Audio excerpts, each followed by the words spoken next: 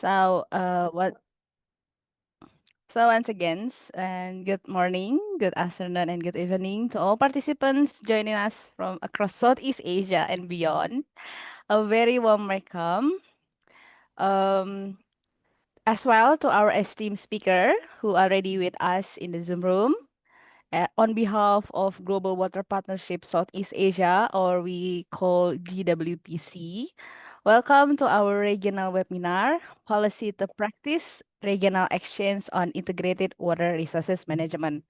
I'm Uli, Communication and Outreach Officer, and I'll be your host for today's sessions. We are so very pleased to have so many colleges with us, including from Country Water Partnership, and also our partners and networks, as well as distinguished participants. Thank you for making the time to join us. So, a bit housekeeping.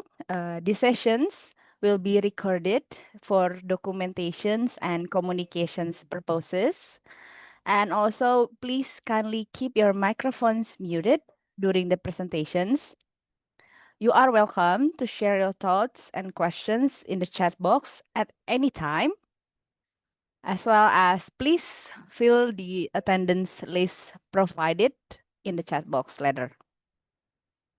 And a bit note for participants who requested for a certificate during the registrations, the certificate will be verified and issued within a few days after the event. For participants who meet the attendance and administrative requirements, this timeline allow us to verify attendance and complete the administration process.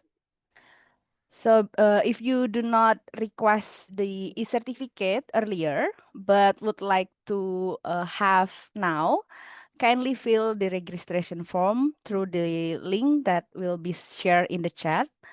And please make sure that your details are correct to support the verification process. And lastly, we encourage everyone to use the official virtual background provided in the chat as well for an uniform appearance. So next, the agenda. So for today's agenda sessions, we have two important parts. First, we will hear from experts from Vietnam, Singapore, Australia, Finland, as well as Indonesia. And then we provide it with interactive discussion, Q&A, led by my colleague, Mrs. Louise. And in the second part, we will hear from Global Water Partnership organizations for the launch of the Global Transformation Agenda, following by the regional response. These sessions will be led by Dr. Raymond Valiant. So now, please turn on your cameras if possible and smile for the screenshot. I will ask my colleague, Mrs. Louise, to help us to count for the taking the photo.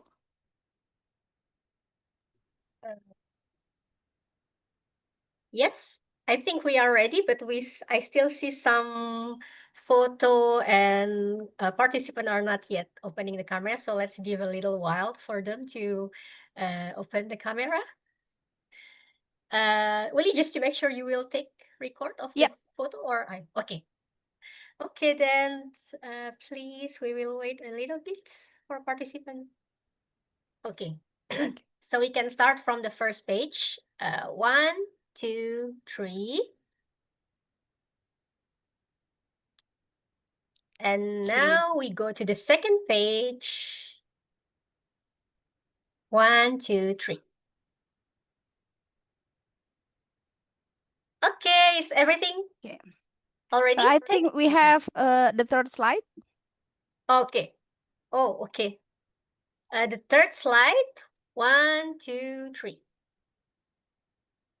Okay, Great. thank you.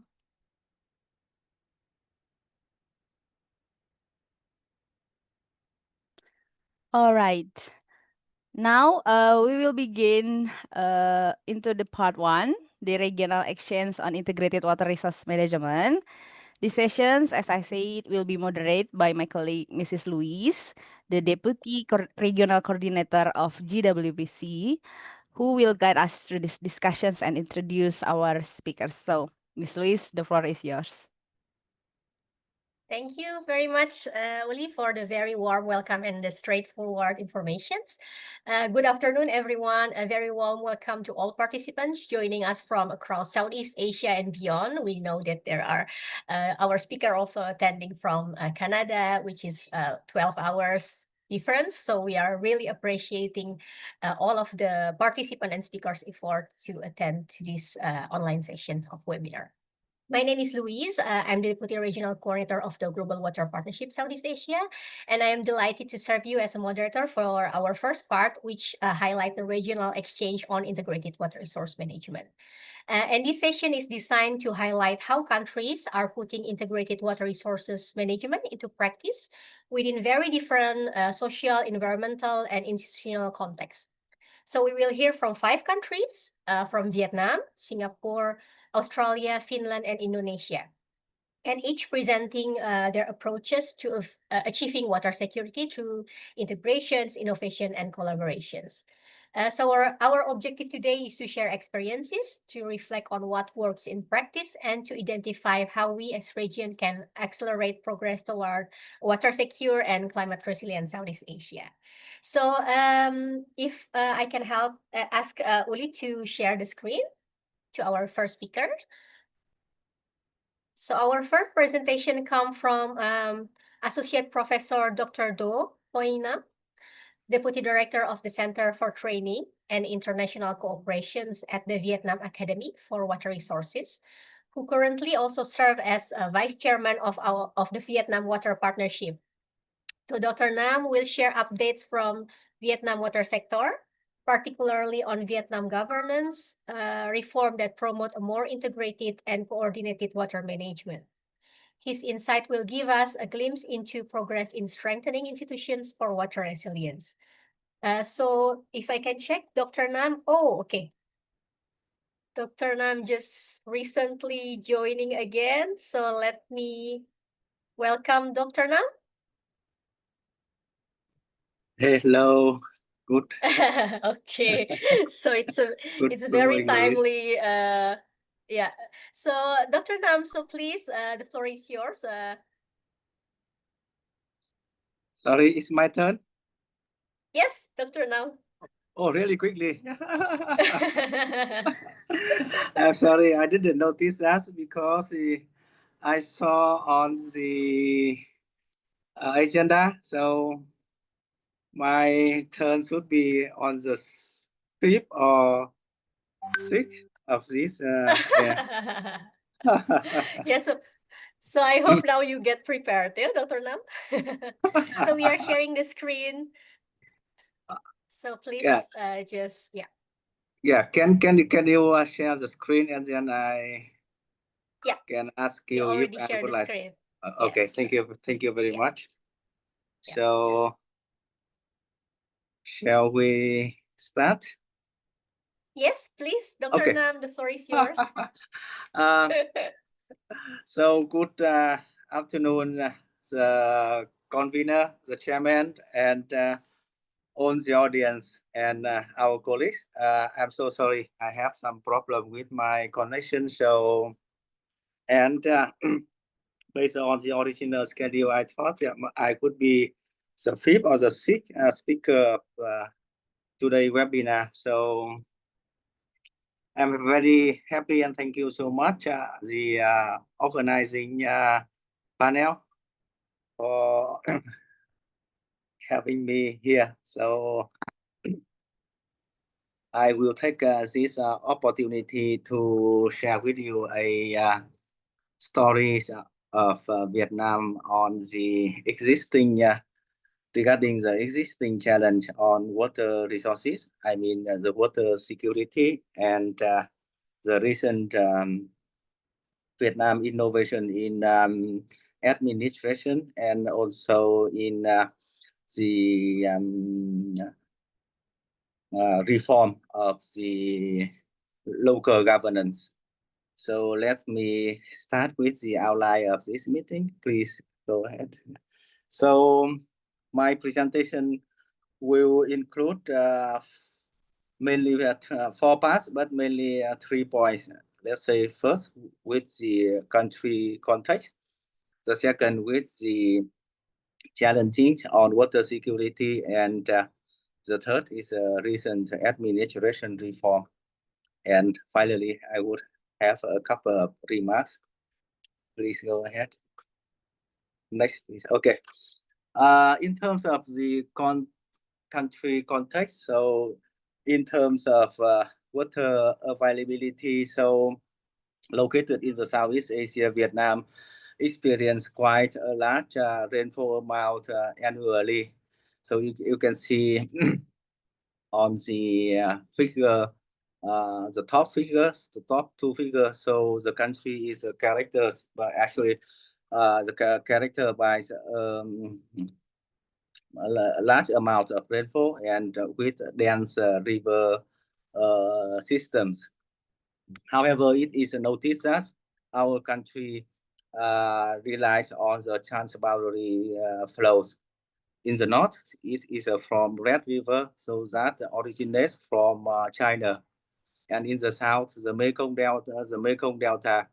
So one of the largest river basin in the world, but mostly the water coming from China, Myanmar, Thailand, Laos, Cambodia, and finally through the Mekong Delta and empty to the East Sea of Vietnam. And the second point, so on the map we can see the renewable water availability of Vietnam is around 840 billion cubic meter per year, but 60% of that water coming from outside, beyond the country boundary. And a number of points that cause that pose threats or stresses on the water resources.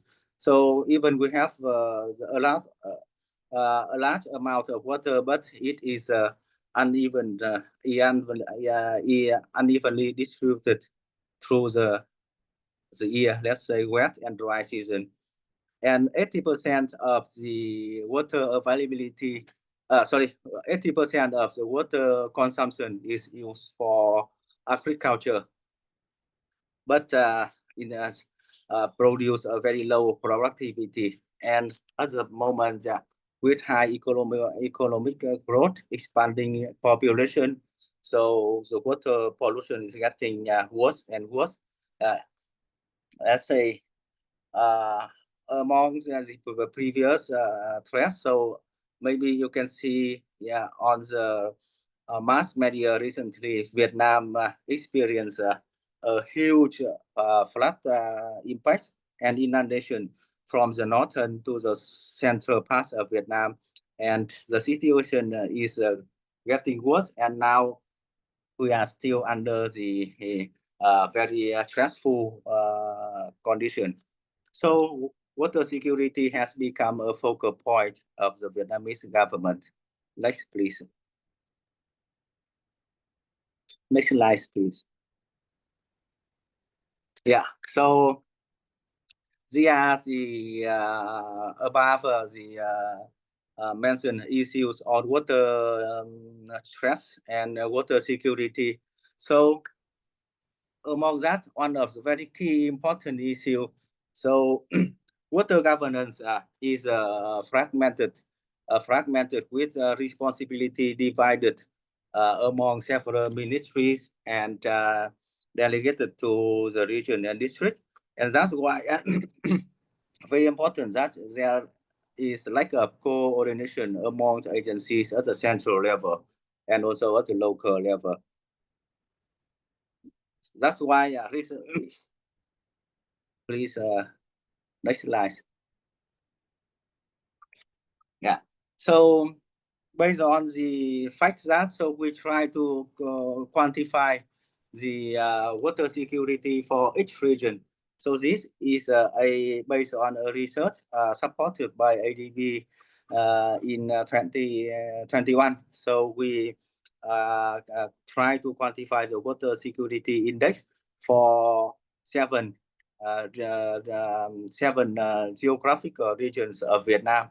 So based on this estimate, so we can identify the Mekong Delta and the north central coast of Vietnam are exposing to higher threats of the water resources, and I mean the low water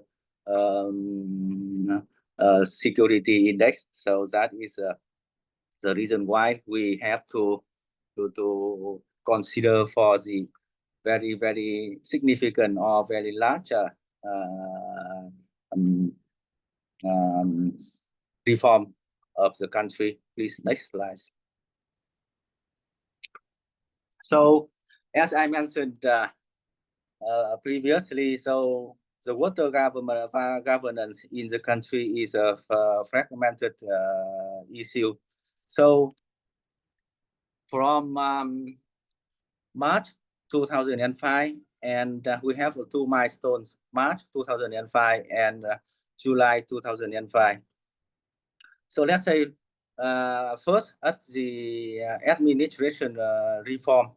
So from July 2005, so the country has been reduced from 60 provinces and cities to 34 provinces and cities.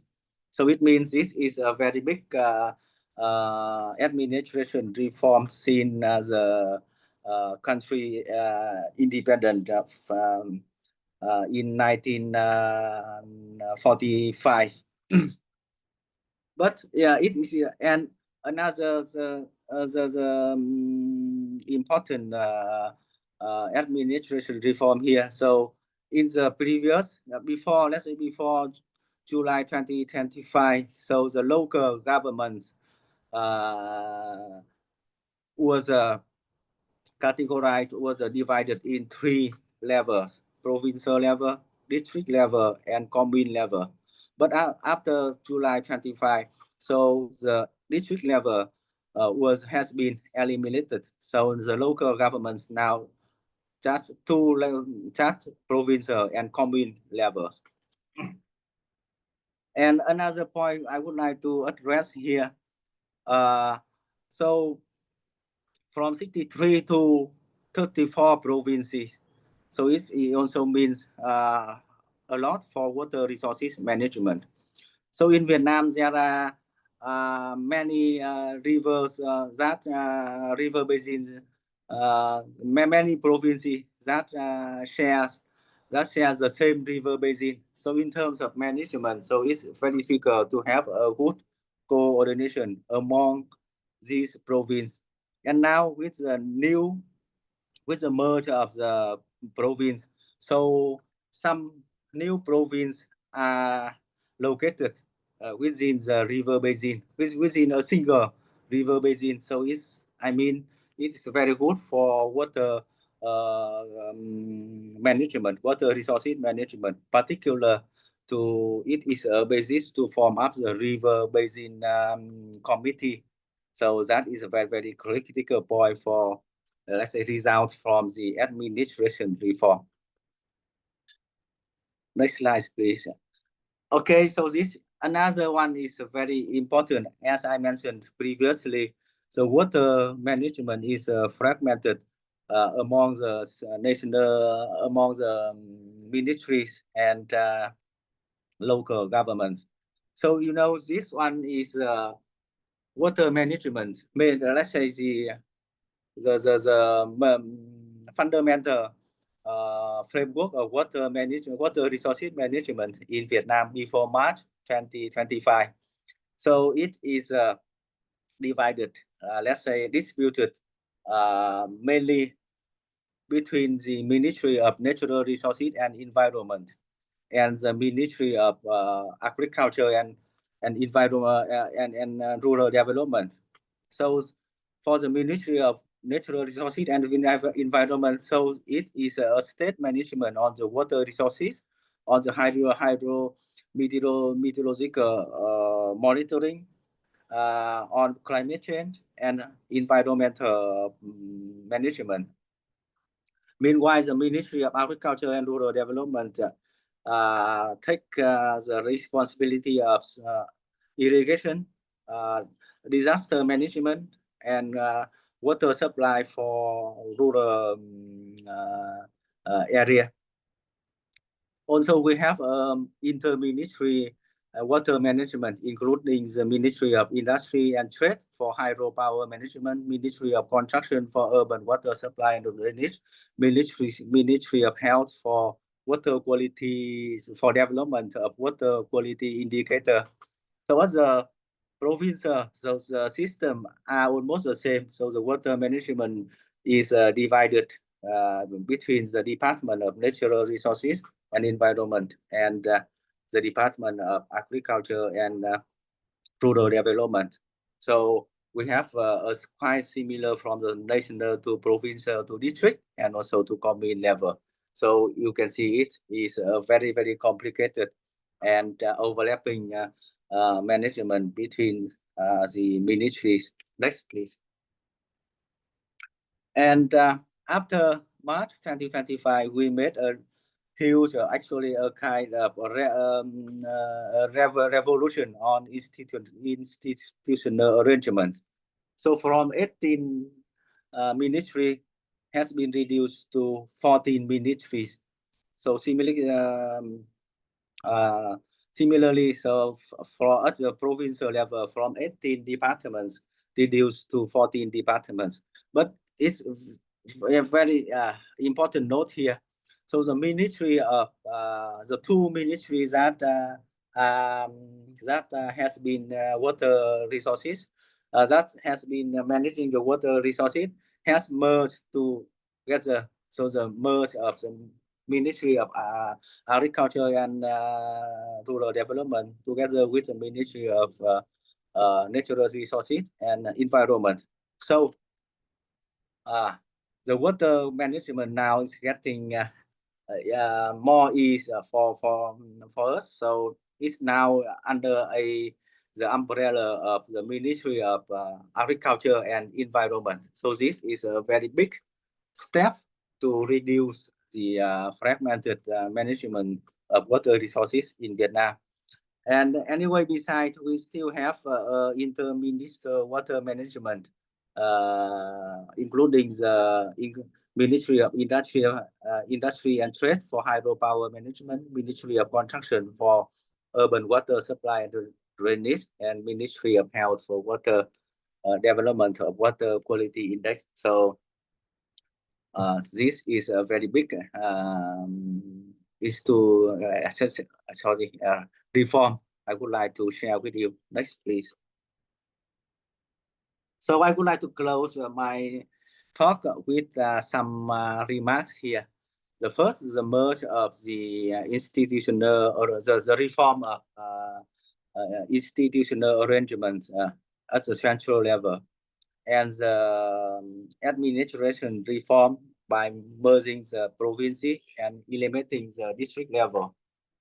And at the same time, we try to promote digital transformation, big data, and AI technology in the water resources management activity. So I think I have presented a bit over time. So thank you very much for your attention. Thank you so much, Dr. Nam. Actually, it's very on time, very punctual, so there is no overtime at all. Yeah. So thank you very much, Dr. Nam, for that excellent start. So your presentations highlight how Vietnam is really taking a great effort in 2025 in ensuring efficiency in water governance and management. And I heard it's not only Vietnam, I heard also Lao PDR has also same kind of restructurization of governance. And I think this is it can become a very great lesson learned for our country as well, or for other Southeast Asia countries. Yeah. And please bear with us, Dr. Nam. We will have a question and answer sessions later after the other 5 speakers' presentations. Okay. Thank you once again, Dr. Nam. And for all participants, we will provide Q&A sessions later after all speakers present their lesson learned from the countries. And but in the meanwhile, please feel free to post your questions or comment in the chat box so our speakers can also take a look of the questions in the chat box. So next we turn to Miss Vivian Shaw, the Deputy Managing Director of the Singapore Water Association. And Singapore has long been recognized as a global model for water innovations, as we all know. And Ms. Vivian will share Singapore national strategy and governance, the trend in industrial users, and how Singapore Water Association can support strong collaboration between public and industrial or private sectors. Without further ado, Mr. Vivian, please go ahead. Thank you. Good afternoon, everyone. And thank you for the opportunity to share Singapore's Water Association's journey and our role in driving the water and coastal protection ecosystem. Next, please. SWA was formed in 2004, and our mission is very simple, that is to develop a vibrant and dynamic Singapore water industry and to position Singapore as the regional hub for water technologies and services. Next. Our association is guided by our council comprising leaders from utilities, engineering firms, technology providers, and academia. Next, please. SWA activities span across a broad spectrum from overseas Singapore pavilions and technical site visits to masterclass trainings, golf networking, and the flagship Singapore Water Industry Night. All our events has a single objective, that is to strengthen partnerships, profile our members' capabilities, and to build stronger industry visibility. Next, please. This year alone, we have successfully hosted the key engagements, including the Singapore Business Forum, the Southeast Asia Coastal Protection Symposium, and our Singapore Water Industry Nights. We have also conducted focus group discussion and the Industrial Water Series dedicated to data center water solutions, which is a strong growth sector to Singapore. Next, please.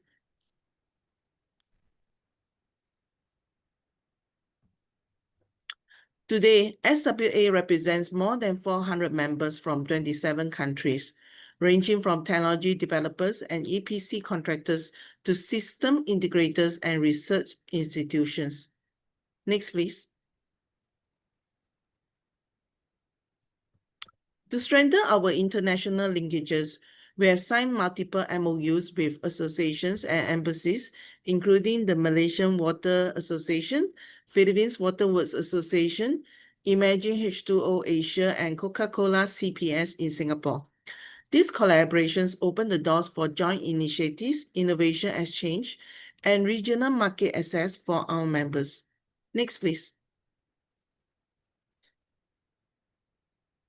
These are some biodata on Singapore water ecosystem and as well as our water demands. Next, please. In Singapore, PUB, Singapore's National Water Agency, their holistic water management strategy is actually the 4 national taps that ensures water security to local water catchment, imported water, new water, and desalination. SWA complements PUB's efforts by enabling the private sector to co-develop technologies and export solutions globally while building resilience at home in Singapore. Next, please. PUB manages the entire water loop from rainwater collections to used water treatment. Next, please. However, Singapore continues to face pressing challenges, rising water demand, high energy usage, waste management, and the impacts of climate change as well as sea level rises. We were ranked by the World Resources Institute as one of the countries facing the highest water stress by 2040. Technology and innovation remain our stronger levers to tackle these challenges. Next, please. To overcome industrial water challenges, industrial users such as water fabs, petrochemical plants, and refineries accounts for nearly half of Singapore's total water demand. This industry require ultra-pure water, robust wastewater treatment, and efficient reuse systems. We work very closely with members and agencies to develop integrated industrial water solutions that reduce consumption and promote sustainability. Next, please. Today, we are witnessing a clear shift. Industry are prioritizing efficiency, sustainability, and digitization. Trends include smart water management system, predictive maintenance using sensors, decentralized water treatment, and closed-loop recycling. These innovations not only ensure regulatory compliance, but also enhance resource recovery and cost efficiency. Next, please. We envision to build a vibrant and thriving water industry, one that supports PUB, contributes to global water markets, and positions Singapore as a trusted partner for water innovation. Next, please. Our strategy moving forward is anchored on three focus areas, that is, strengthening our core, building the capacity and capability of our workforce and companies. Secondly, to capture new opportunities through industrial water solutions, coastal protection and flood resilience, as well as digital and green technologies. Thirdly, and not the least, building on our success, we continue our strong partnerships with PUB and expanding our ecosystem. Next, please. To deliver this objective, we focus on three areas, three thrusts: cluster capability and manpower development, technology and innovation development, internationalizations, and all these pillars will drive our work with PUB, Enterprise Singapore, and our many international partners. Next, please. We will achieve all this through encouraging technology adoption, developing talent, strengthening partnerships, as well as building branding visibility for Singapore's water sector. Our initiatives include innovation showcases, masterclasses, overseas missions, and collaborative research with Institute of Higher Learning. Next, please. One example is our first ever SWA Industrial Water Series Data Center Day, which was held in August 2025. This series brings together technology providers and end users to co-develop efficient water usage and treatment solutions for data centers, which is one of the fastest growing industrial segments in Singapore. Through such platforms, we aim to facilitate knowledge exchange, cross-industry innovation, and new collaborations. Next, please. Last but not least, in closing, we remain committed to building a resilient, innovative, and globally connected water industry. We welcome more collaborations with like-minded partners to advance the water sustainability and resilience across the region. Thank you very much. Thank you very much, Ms. Vivian, for that inspiring presentations. And one of the key highlights that I take a note is that Singapore, while ranked among the countries facing the highest risk of water stress, as you mentioned before, also actually hold the highest SDG 6.5.1 scores on IWRM implementations among other Southeast Asian countries. And this reflects that the government's strong commitment and sustained effort to ensure effective and resilient water governance clearly demonstrate how strategic planning, innovations, and cross-sector partnerships can transform these water challenges into opportunities. So once again, Ms. Vivian, thank you very much for your very inspiring presentation and also for providing time to join in our webinar. Please bear with us until our Q&A sessions later. So thank you once again. Yes. So our third speaker is Associate Professor Brian McIntosh from the School Environment and Science, Griffith University, and a member of the Australian River Institute. Professor Brian will share Australia experience with basin scale water management, focusing on the example of Queensland's state government in developing water plans and reform governance systems. A leading example of collaborative governance, water allocation reform, and resilient to drought and climate variability. So Professor Brian, the floor is yours. Thank you very much, and thank you for the opportunity to be able to talk to you all today. As introduced, my name is Brian McIntosh. I work at the Australian Rivers Institute, School of Environment and Science, and the International Water Centre. We like to have lots of hats here in Australia. What I'd like to ask is if you could go on to the next slide. So I love a sunburnt country, a land of sweeping plains, ragged mountain ranges, droughts, flooding rains. What I'd like to do over the course of the next 10 minutes or so is give you an introduction to Australia, the sunburnt country that Dorothea Mackellar wrote about 120 years or so ago. This land of droughts and flooding rains. And the process of realizing our limits in terms of the use of water and then figuring out that we needed to do something about that in order to live more sustainably in this land, which of course naturally has droughts and flooding rains, but these are becoming more common and more extreme, as I imagine they are doing so for many of you here as well.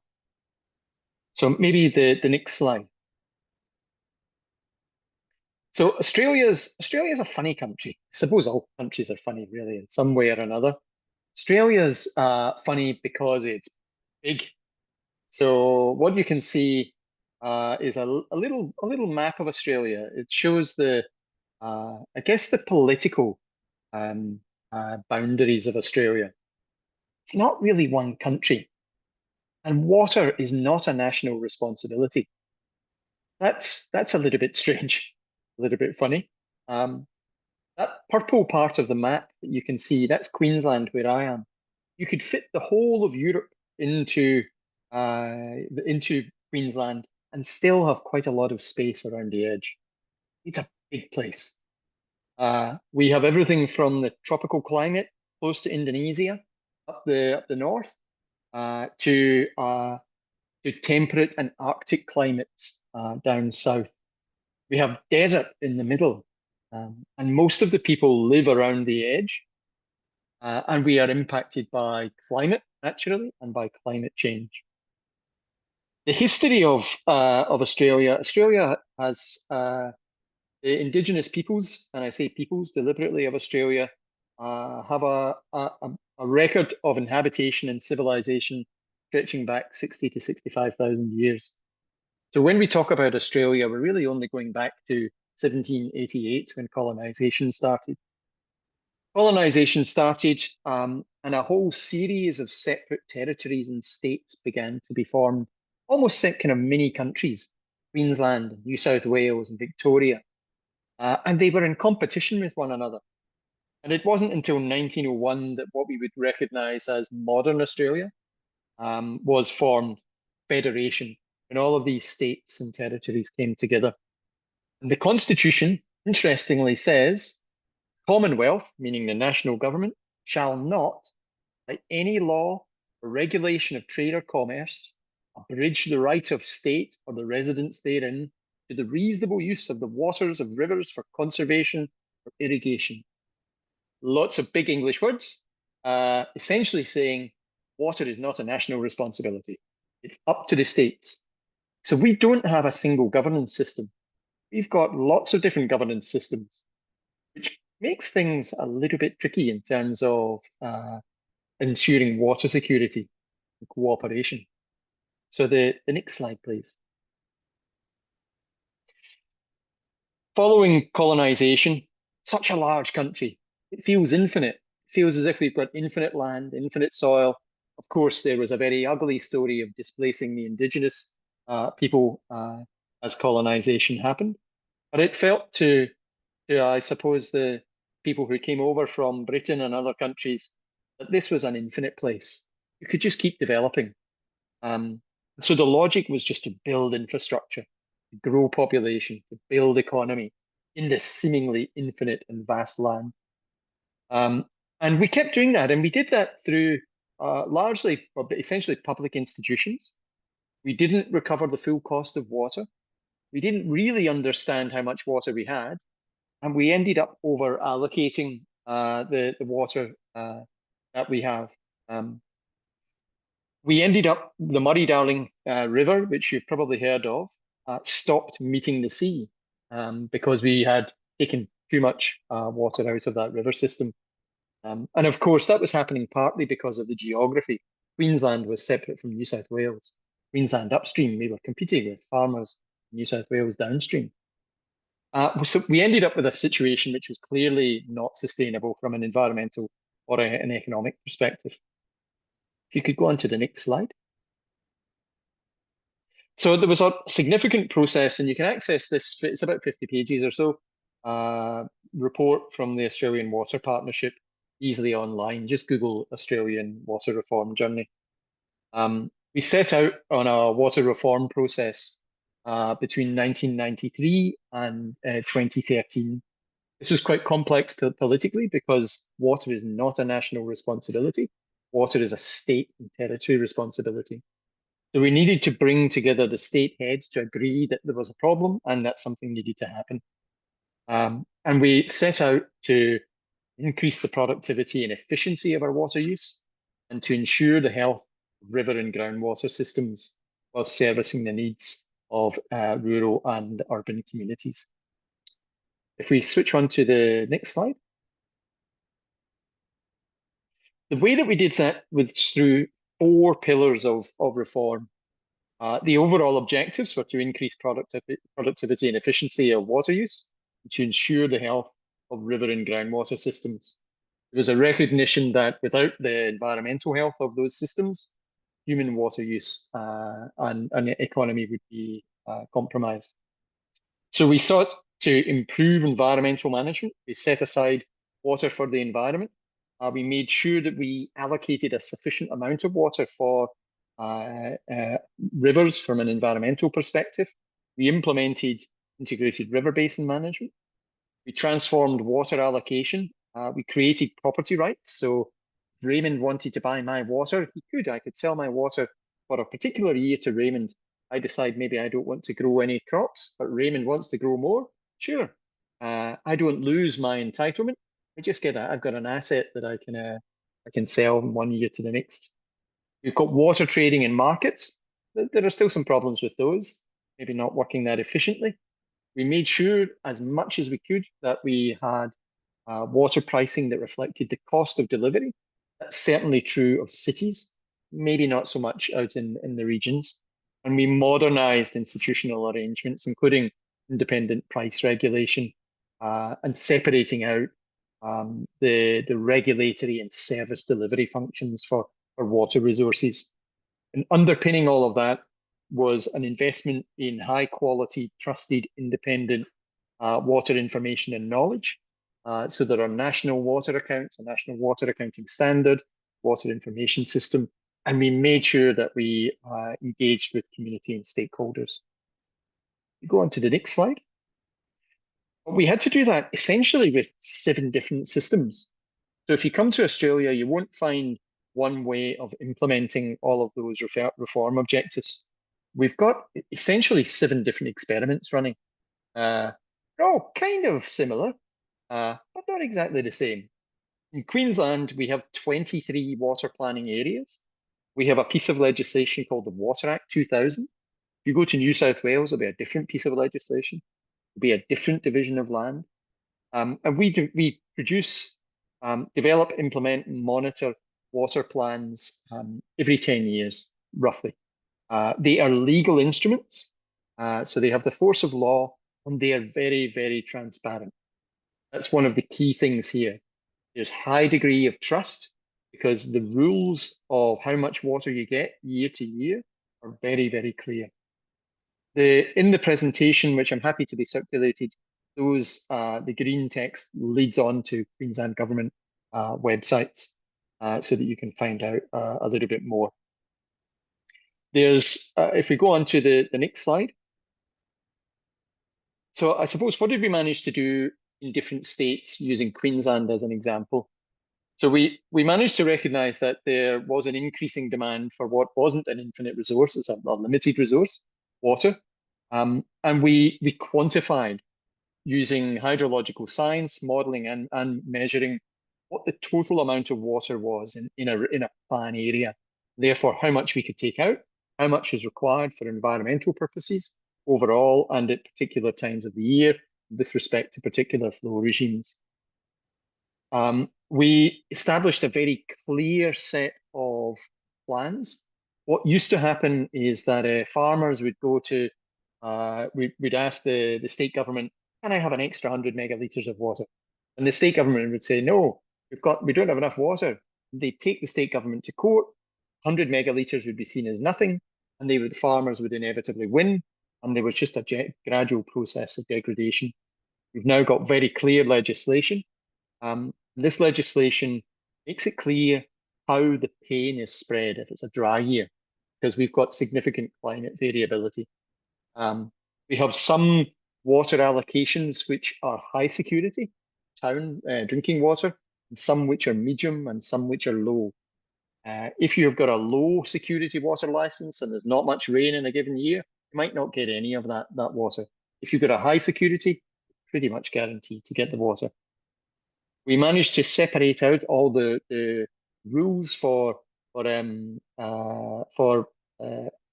water operators. So we have separate institutions to deliver water from the institution, state government, which grants the licenses to use water. And there are very clear rules manuals for those service delivery organizations to follow. If we go on to the next slide. So we've managed to solve quite a lot. The Murray-Darling Basin still meets the sea, but we still have significant problems. We've got a rapidly growing population, still tiny in the context of countries like Indonesia, but we have managed to strike a better balance, not a perfect balance yet, between human water use and environmental water use. The process of reform has been reviewed by an organisation, part of federal government, called the Productivity Commission. They've identified what we need to tackle next, what we still need to get better at. Climate change. We're still not properly we could do better at incorporating climate change into our water resource assessment and allocation planning. We could make sure that Indigenous water rights are more adequately represented. We've got to make sure that we get better at providing secure, safe, cheap water supplies in regional areas where there's not much population, not much ability to pay. We've got to improve our water monitoring, our accounting and our data and make that more transparent for a range of different reasons, including water trading, making sure that we're not over allocating. And there's a range of different reforms which could be made to improve regulatory governance and arrangements. So I suppose that the end message for this slide and for the presentation is really that water reform is not a fixed process. The conditions, our environment, the situation is always changing, and so water reform is a road that you keep on walking on, with the occasional break once you've had a significant period of activity. Very happy to answer questions and for this presentation to be circulated. Thank you so much, Professor Brian. Very on time and very insightful. I think the content of the presentation is very much what we need for our Southeast Asia countries to learn, especially the system of the water accounting and allocations, that the 3 decades of water reforms can really transform the water sector from situation of large public debt and uncertain water security to a more sustainable system that ensure fair and equitable water allocations. I also highlight highlight that the needs of the robust governance and adaptive planning, such as integrating climate change into water accounting and allocations, which is essential to manage complex river basin sustainably. So thank you once again, Professor Brian, for your very great presentations, and please bear with us for the question and answer sessions. So now I would like to move to other part of the country, which is from Finland. We move to Mr. Tomi Peo, project advisor at the Finnish Water Forum. And Finland is known for its strong governance framework and sustainable management of natural resources. So Mr. Tomi will highlight Finland's approach to integrated water resource management through the governance and cooperation of government, civil society, and industries works. So Mr. Tomi, the screen is yours. Hi, thank you very much for the opportunity to be a speaker here tonight. Because I'm talking about Finland and sustainable water resources management, so I thought that I should have a picture about Finland involving water. So there's a picture of a beautiful Finnish lake I took a few years ago. The time when I took the photo is probably around midnight, I would assume. But yeah, we can move forward. So this is a slide we always use when we talk about water and Finland, because we are a very humble nation. We are not good at branding ourselves. Sweden is way better in that, but we are still very professional when it comes to water and when it comes to environment. For example, you see that we're #1 in wastewater treatment, sanitation and drinking water, and also on sustainability on managed aquifer recharge that we use increasingly in Finland. We're also the leading country in sustainable development, according to the UN Sustainable Development Report. But these look good, and the situation concerning water-related matters is really good in Finland at the moment. But it wasn't always like that, because we're called the land of the 1,000 lakes, and we have abundant freshwater resources. But the factor with our freshwater resources is that they are very shallow. We have a lot of lakes, but they are very shallow. So they are also very delicate. And as Finland used to be a very poor country, an agrarian country that industrialized much later than the other European countries in the 1940s, 1950s. So the rapid industrialization and people moving to cities, abandoning farming, created an environment where water stress was abundant. And the lakes that had been in pristine condition for centuries started deteriorating rapidly. So something had to be done so that we could change the direction of our water. And now we can move forward. So basically, today, over 85% of our lakes are in good or excellent condition. And this is partly because of effective legislation, but partly also because of the latest technologies and professional operations. And when we talk about the cooperation in the Finnish water sector, it's a functioning mixture of research, education, technology, and users, because we need all of these. We could have the best available technologies in the world, but if we have poor legislation, poor governance, poor education, we're not going to achieve the results what we want. So basically, I think this picture is excellent when we talk about water resources management, because this really shows how much it involves the various sectors and actors in the whole field if you want to have fresh water and safe and secure supply of it. And also the cooperation between the government works very well in a small country with a population of 5 million people, because the resources are always limited and cooperation is needed.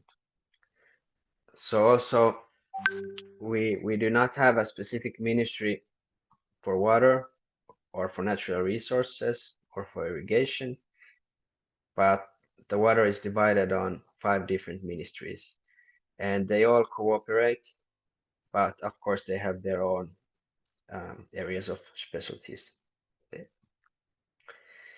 But basically, when we talk about the situation that we had in the 1950s, so the big factor was also founding of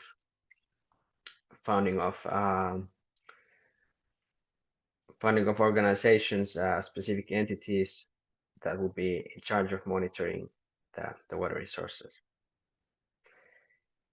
And basically, when we talk about these principles in practice, we have the governance, which means that the value of water is understood and respected.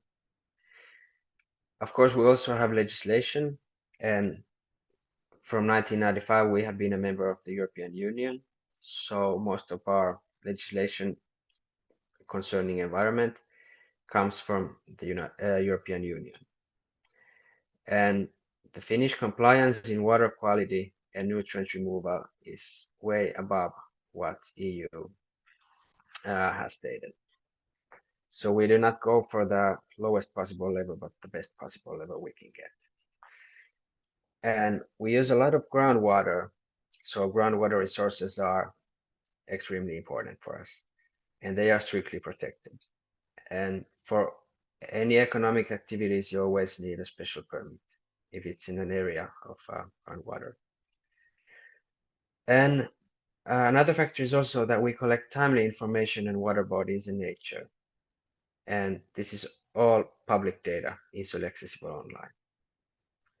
And then about the technical solution, since of course we have novel technologies that we use efficiently, but technologies don't work if you don't actively maintain them. So we have a very high level of active maintenance. And when we talk about wastewater treatment, the level is 100% in treating the wastewater, but it's only not just nutrient capture, but it's also the utilization factor. So we make fertilizers, we use biogas. We try to be as circular as possible. And of course, in some cases, it works really well. In some cases, not that well. I mean, all facilities are different. And important factor is also the creation of additional groundwater resources. So managed aquifer recharge has becoming increasingly important in Finland, and we currently have, I think it's 25 plants that use managed aquifer recharge technology. So basically, the use of natural geological filtration for purification works very well, but it also enhances water security because you can recharge the aquifers and be in charge of the groundwater levels yourself. And what makes it also so thriving is that it's a natural process. And I earlier mentioned about the timely information factor, and here are a few screenshots I took from the website. It's over there. Vesi, that means water in Finnish. .fi, and there you can access the water situation in the whole country. And basically, as you can see, there are different parameters. Now I chose the groundwater level for this picture, but you could also see snow depth or regulated lakes, water level, groundwater areas, and this is constantly updated, so there's 24/7 information for anybody. It's not just for the officials, it's not just for the industry, but for everyone.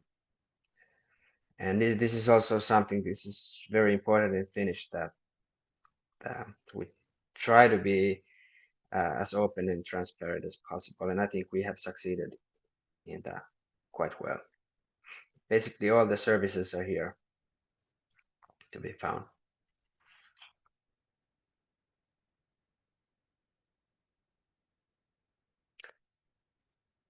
And here we have compiled a set of Finnish solutions and expertise. If you have a phone, you can use the QR code, but you can also access it later when the presentations are being shared.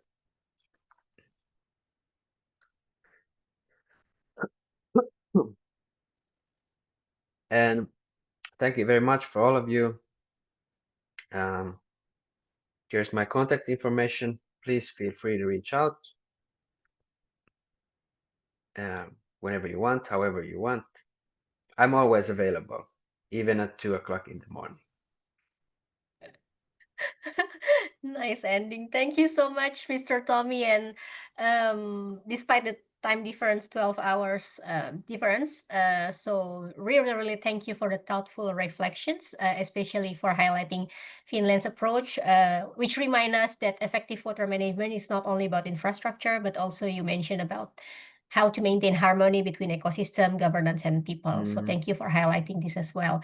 And actually, I don't want to take more of your time because it's already 2 a.m. there. So in case you couldn't join our Q&A sessions, because we still have one speaker from Indonesia, please feel free to, we will share the question later to you and then share the answer to our participants later.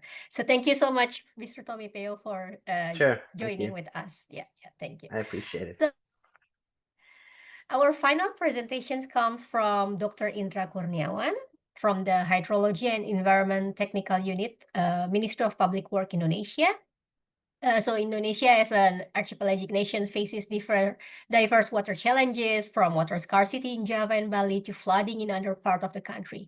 So Dr. Indra will share an overview of Indonesia water resources governance, highlighting the effort to strengthen policy coordinations and build resilience against climate-related risks. So without further ado, Dr. Indra, we will share, I will help you to share the screens. Please bear with me.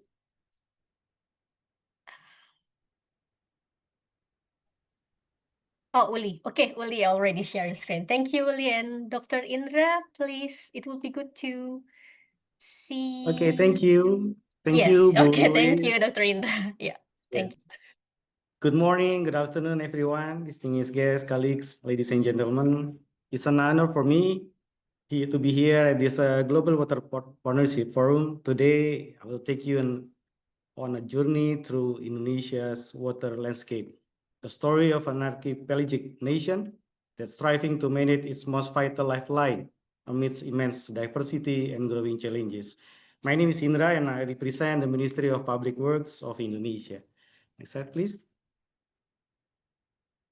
So Indonesia presents a profound water paradox.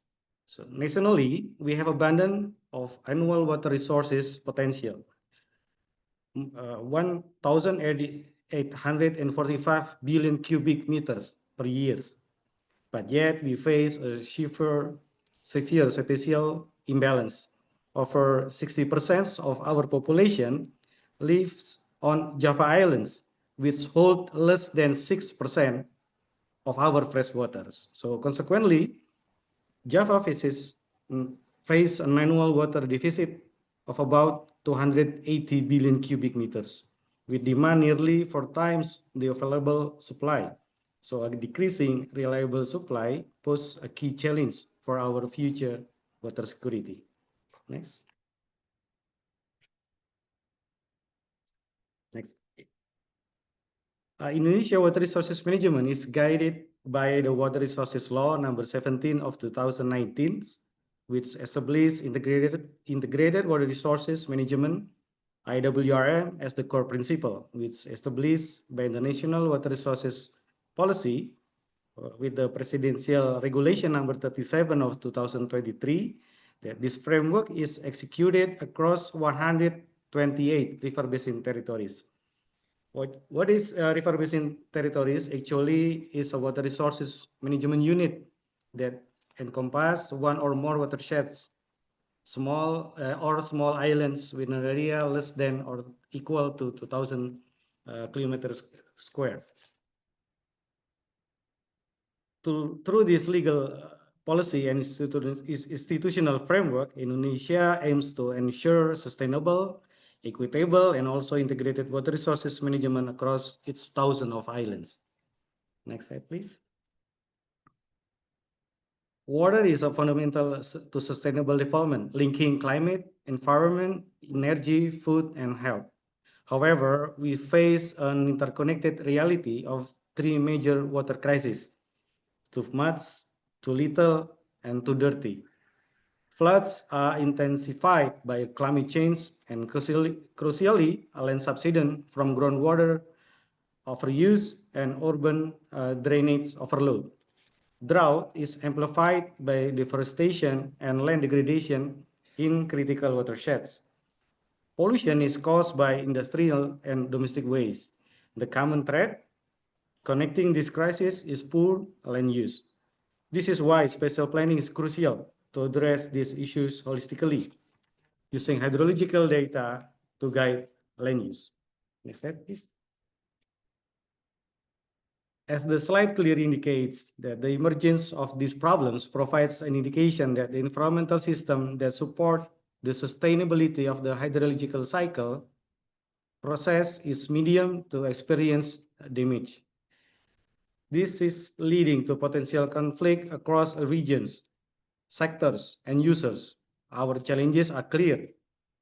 Nationally, we must secure water to guarantee food and energy security against the backdrop of a global climate change. And locally, we are fighting water pollution, critical groundwater over abstraction, leading to saltwater intrusion and extensive ecosystem damage. These complex, interconnected issues cannot be solved in isolation.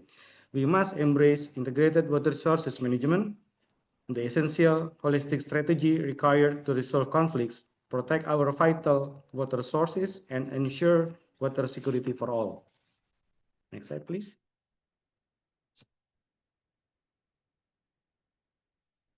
This figure illustrates how upstream deforestation, land conversion, and rapid urbanization disrupt watershed balance. Achieving water continuity, a sustained, reliable water supply is challenged by critical failures in both water quality and water quantity management. For water quality, it's pollution from poor waste management and non-optimal wastewater treatment. For water quantity, floods are caused by sedimentation, land subsidence from groundwater exploitation, and the reduction of riverway due to illegal occupation.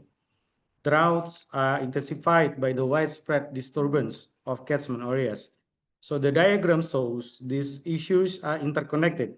We cannot solve floods without addressing illegal river occupation, and we cannot prevent drought without protecting our catchment areas and controlling groundwaters.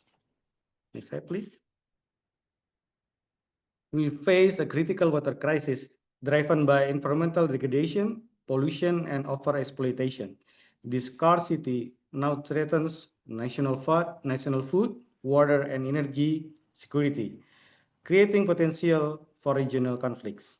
To address this interconnected challenge, we must fully adopt the integrated water resources management by fully applying the integrated water resources management framework built on conservation utilization, hazard control, community empowerment, and governance.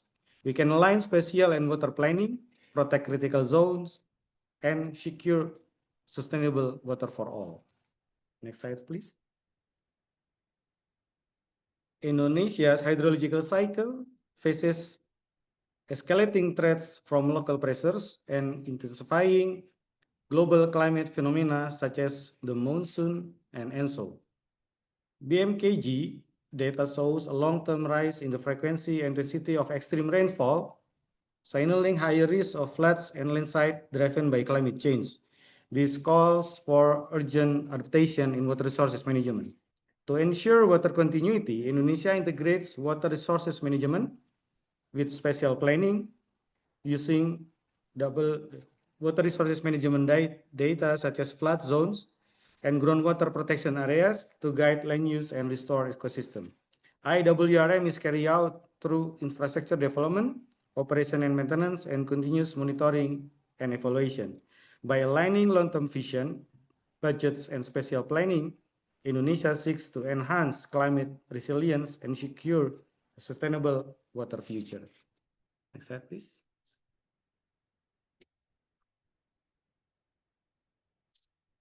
To address growing water scarcity and conflict worsened by the climate change, we need resilience, adaptive water management. This begins with the climate-informed discharge estimates that integrate climate projection for more accurate and flexible planning, refined through correction coefficient of rainfall, comparing observed and projected data. Our approach must consider hydrological behavior shifts driven by climate and land use change, leading to adaptive basin planning in the Pola and Rencana of water resources management that evaluates water availability, flood risk, and ecosystem health under various scenarios. The goal is resilient management, sustaining river basin through dynamic scenario-based planning aligned with the SDG number 6 by integrating water sources and spatial planning, protecting critical hydrological zone, and implementing a structured tiered planning cycle from long-term vision to annual action. Next slide, please.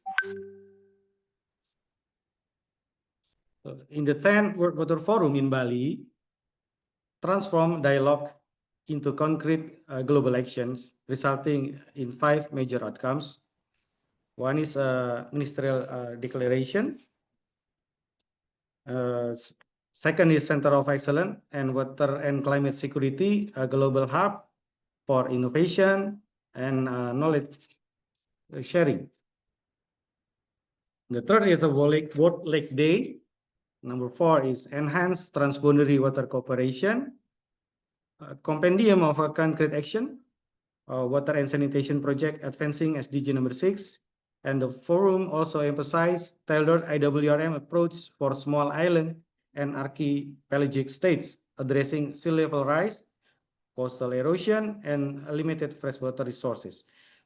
Together, these outcomes form a solid framework for adaptive, sustainable, and well-governed water management, ensuring water security and shared prosperity for future generations. After the 10 World Water Forum, these projects promote safe water system and best practice in IWRM for small islands by connecting global expertise with on-the-ground implementation that Indonesia turns international commitments into real water security and climate resilience for vulnerable communities. Next slide, please. So this is the theme for the implementation of the Center of Excellence for Water and Climate Resilience. Actually, we have 8 working group on Regional Training Center for Hydrology, Regional Training Center for Meteorology, and the Sabo Technical Center in Jogja, Sustainable Lake Management, Integrated Water Resources Management on Small Island, the Youth Engagement, the Water Management and Climate Change Adaptation, and working group for the Global Water Fund. Next slide, please.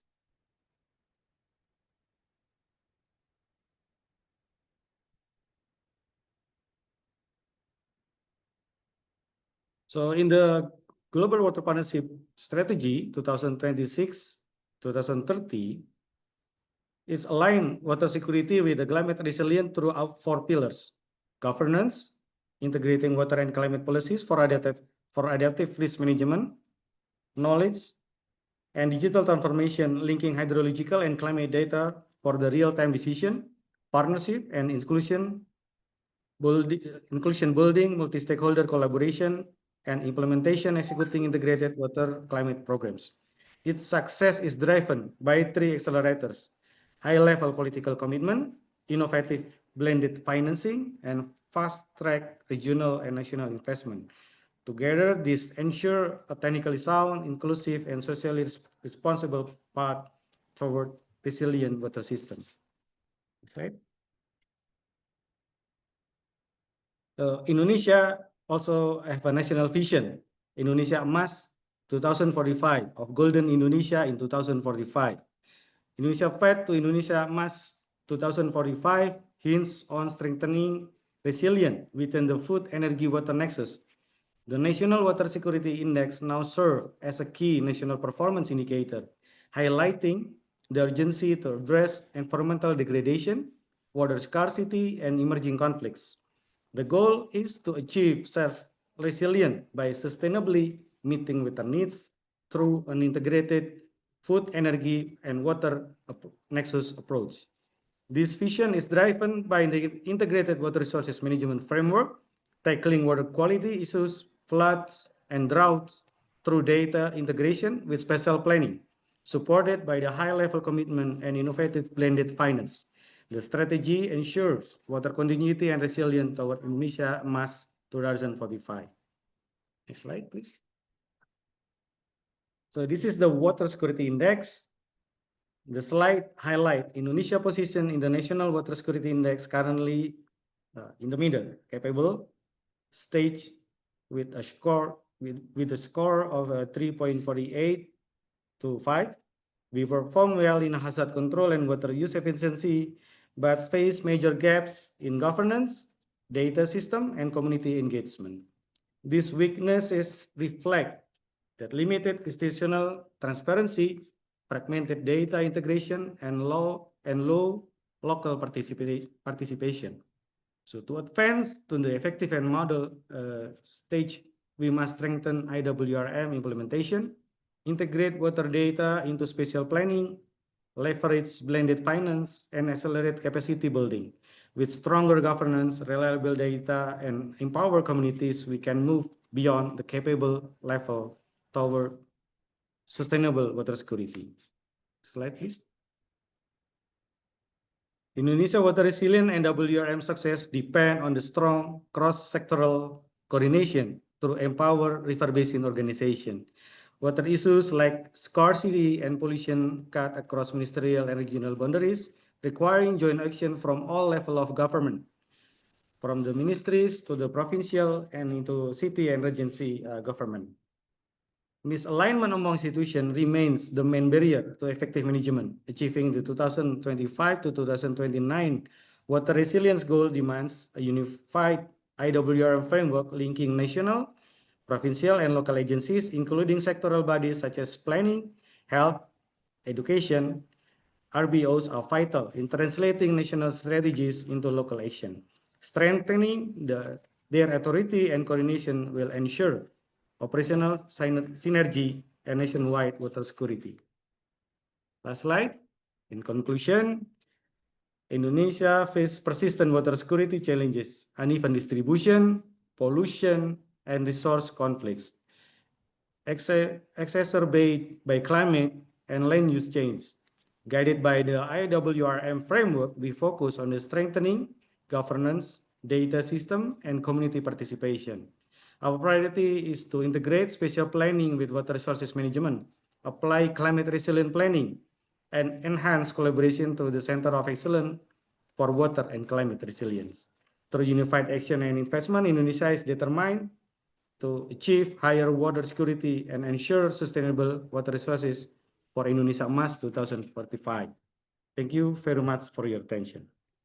Thank you very much, Dr. Indra, and for the excellent presentations. You mentioned a very important reminder that water issues are interconnected.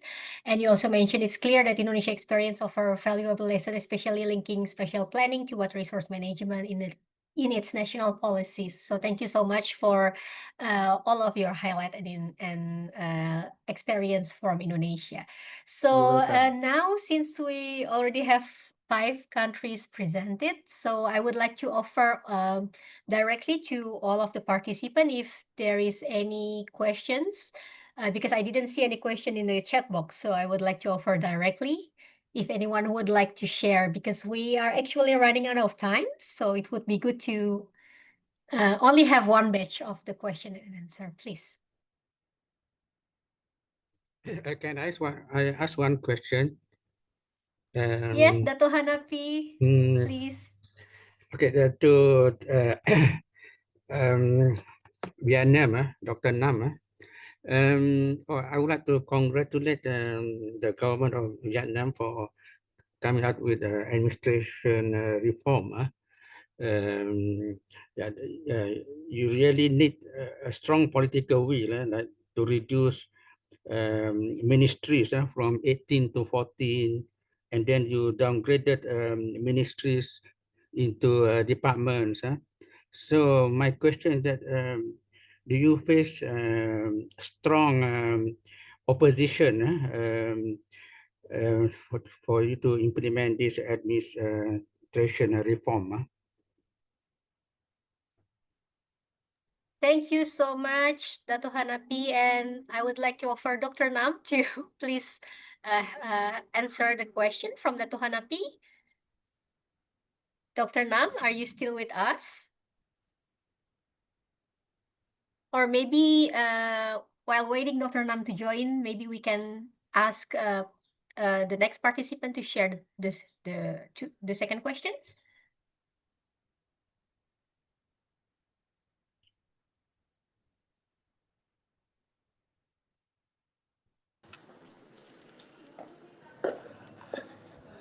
Great, Dr. Nam.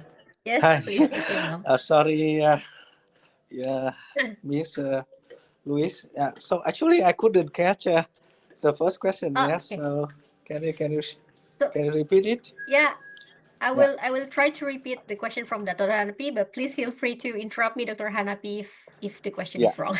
So the question is, do you face strong oppositions when implementing these government restructurizations, like the efficiency number of governance and provinces?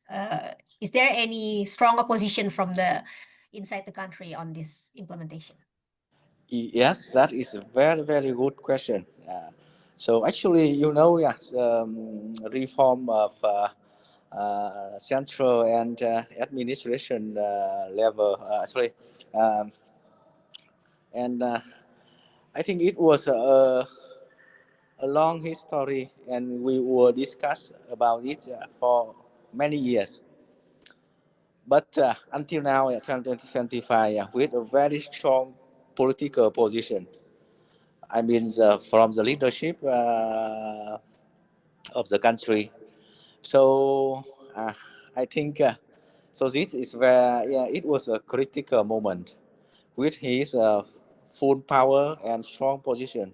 So he put the administration reform from the central level to the local level. So that is a kind of significant moment or critical moment we have. So I would say so the power and the strong position, political positions are key success, are key factors that proceed with the recent administration reform. So I'm not so sure my answer has met but a little question. Thank you so much, Dr. Nam. Dato Hanapi, do you have any follow-up comments on I want to know. answer? It's not smooth sailing. It's not Yes. smooth sailing, but with a strong opposition because you are downgrading some ministries into department, and then I think many several ministers also lost their job.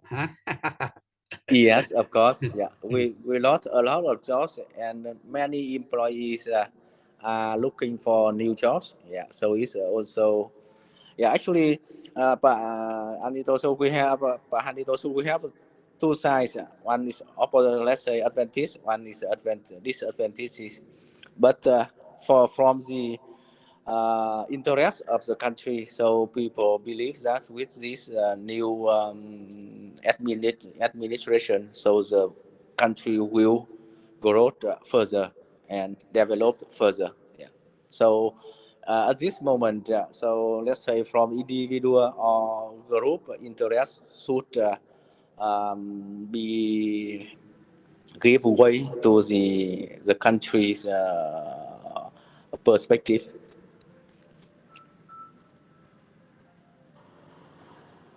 Thank you so much, Dr. Nam. And yeah, indeed, it is a very interesting point you mentioned. The key factor is actually the high-profile political power. Maybe not. Yeah. It won't be the same if it is other person who was elected as the leader of the country. So it really depends maybe on the person as well. Yeah, if I understand what you try Yeah. to explain, Dr. Nam. Yeah. Thank you so much.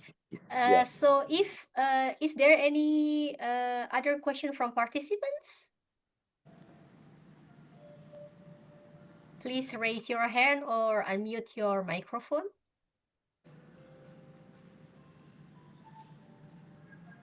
If there is no question, maybe I can ask, or I don't know, Pak Raymond, would you like to ask? No?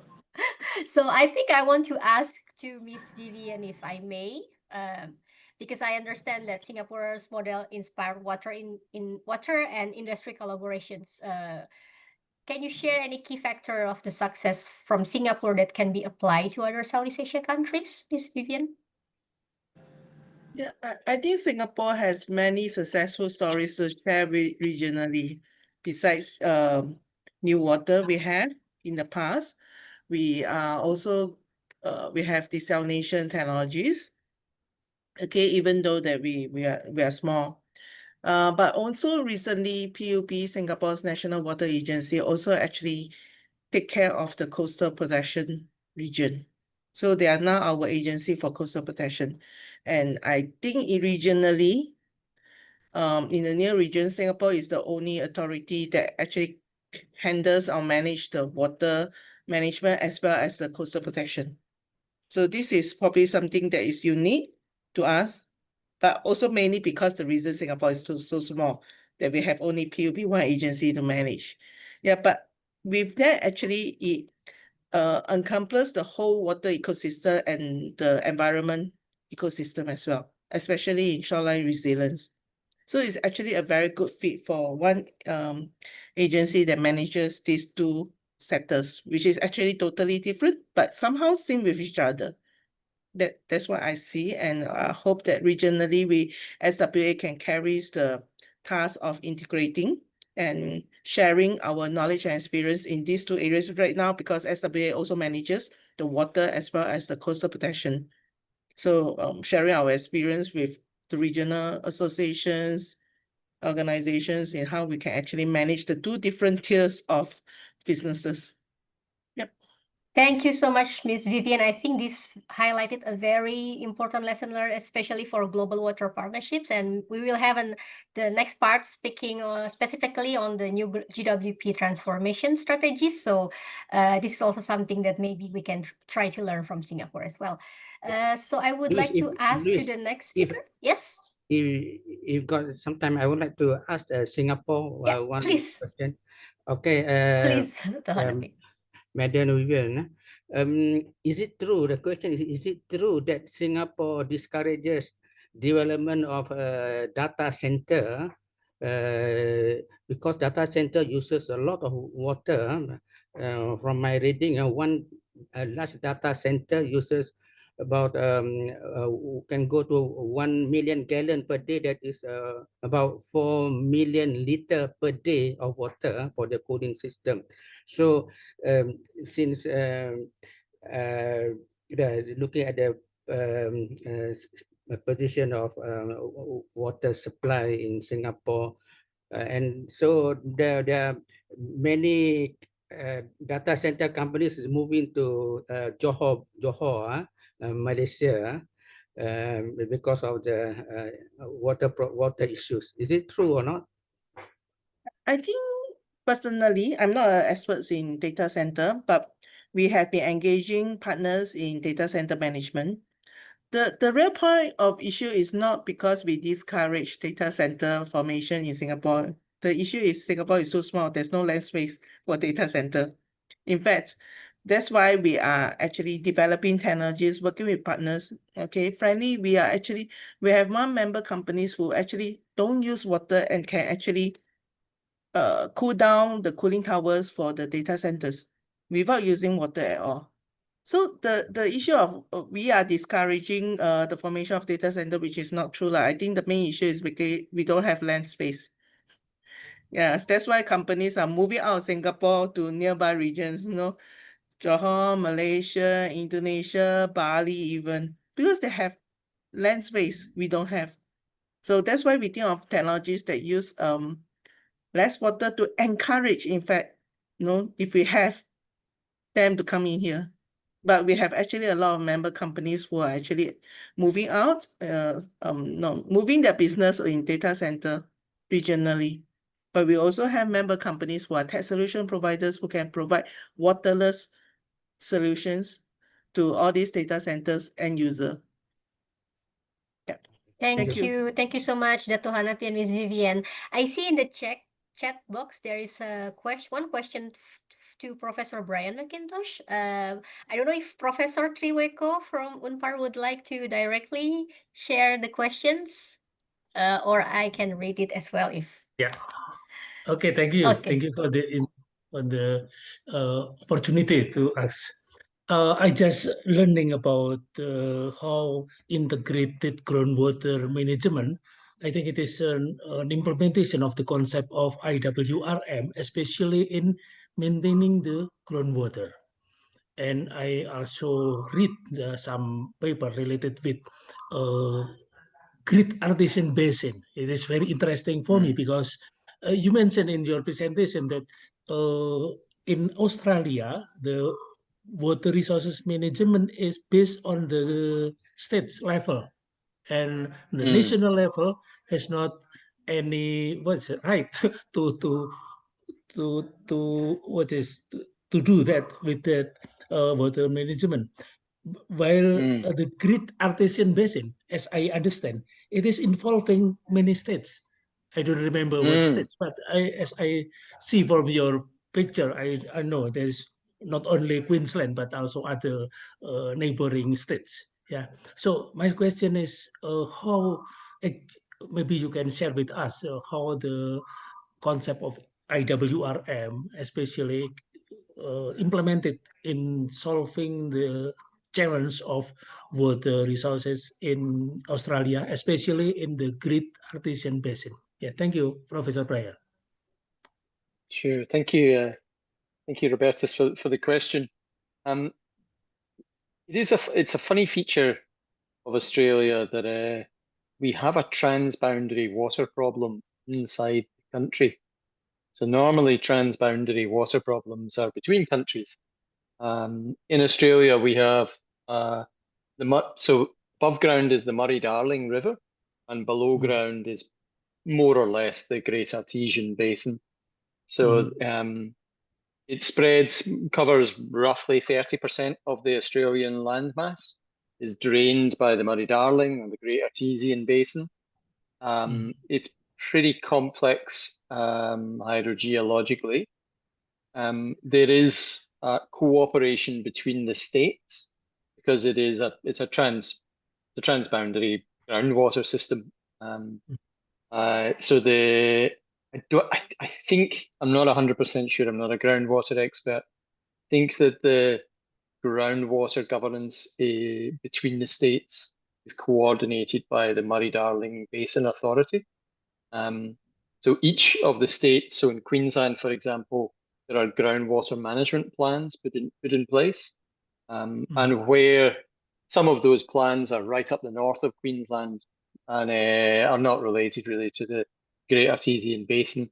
Some of them are, and then there is coordination across the states, which I think, but I'll come back with a more definitive answer. I think is coordinated by the Murray-Darling Basin Authority, which was created by agreement of the states in order to facilitate this transboundary water governance problem that we have.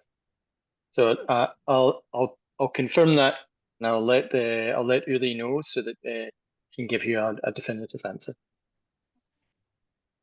Thank you. Thank you so much, Professor Kliweko and Professor Brian. We will definitely connect both of you later for Thank you. this Pleasure. discussion, interesting discussions. So now I would like to offer one other last questions from participants. If not, then okay. Please, Ibu. Ibu Ari. Yeah, Ibu Ari. Yes, Please, yep. Bu. Yes. Good evening, everybody. Thank you for the opportunity. I'm Ari from East Java Province Water Resource Agency. I interest with the presentation from Pak Indra, Mr. Indra from Indonesia about Water Security Index.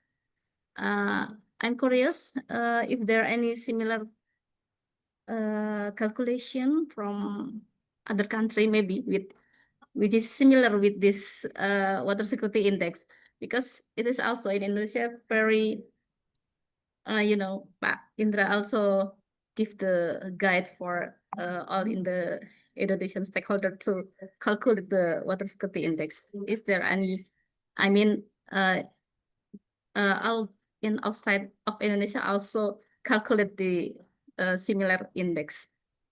Thank you very much. Thank you for the question, Bu Ari. Yeah, actually for the water security index in the world and across Asia, there is a different standard that with the water security standard that we use. For the Asian and the ADB through the Asian Water Development Outlook, actually they also calculate the water security index, but more on the water services to the publics. So not touching the conservation and also the empowerment of a community. So that makes different. So actually Indonesia built their own water security index based on the water law. So at least we have 5 pillars of the water resources management, which is conservation, water utilization, water damaging control, system information of water resources, and also community environment. So that makes different. But actually, we already make a assessment the the value of the water resources index done by ADB is not much different with our index. Actually, similar. Thank you, Bu Ari. Thank you, Pak Indra. Thank you, Bu Ari and Pak Indra. And I just curious, Pak Indra, so the water security index that was developed by the government is on the national level, or there is also in the river basin level? Yeah, actually there are 3 levels: on the national levels, on the provincial level, and also in the river basin territory level. So the draft of the regulation is now in the Ministry of Coordination of Infrastructures. So I think not for so long it will be stipulated. Thank you. This is really great, and thank you very much for sharing this. You're So welcome. I think we are at the end of the part 1 sessions, which is on the regional exchange on integrated water resource management. I know that maybe there are still some questions, so we still can maybe share it in the chat box, all participants, and we can definitely share it to all of our esteemed speakers. And once again, thank you for all of your active participation and excellent question for this part 1. For all of the speakers, Dr. Indra, Professor Brian, I know Vivian and Tommy is already leaving our sessions. For Dr. Nam, thank you so much. And also, I would like to end this session by sharing a key takeaway. So while each country context is very unique, but I think that the path toward water resilience depends on integration, innovation, and cooperation. I think this is the highlight from all of the 5 speakers. So we will now move to part 2, which is the regional launch of GWP Global Transformation Agenda 2026 and 2030, which will be moderated by Dr. Raymond Valian, our regional coordinator of GWP-SEA. Thank you very much, and over to you, Dr. Raymond. Thank you, Luis. Dear participants, speakers, and also panelists, I would like to thank first all the speakers and panelists for their insightful contribution. and also the thoughtful reflections. Allow us now to continue, as time is a little bit brief, to invite kindly Anjali Lohani, which is currently the Senior Water and Climate Resilience Specialist at the Global Water Partnership, to inform how we are going to face the climate change and also the adversities within the water space, and then address a lot of needs and also requirements that's now developing in Southeast Asia. Anjali Lohani, are you still with us now? Yes, I am, Raymond. Okay, great.